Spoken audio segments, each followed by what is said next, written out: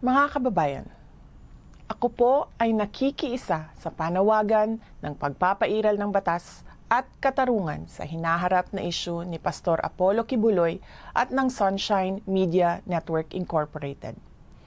Sa mga ginagawang pagdinig ay tila pinatawan na ng guilty verdict si Pastor Kibuloy kahit na nakabatay lamang ang pagdinig na ito sa mga paratang ng mga testigo na nagkukubli ng kanilang katauhan at hindi mapatunayan ang kredibilidad.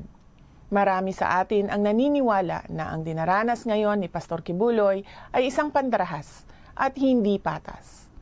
Bukod sa hearing na walang pinatutunguhan, ay kabilang rin dito ang indefinite suspension ng broadcasting network na SMNI na isang issue ng media freedom.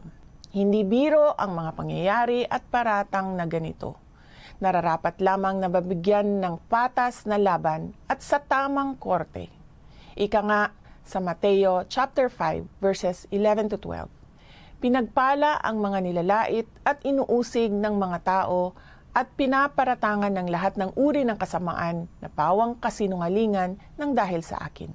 Magsaya kayo at maggalak sapagkat malaki ang inyong gantimpala sa langit. Alalahanin ninyong inuusig din ang mga propetang nauna sa inyo.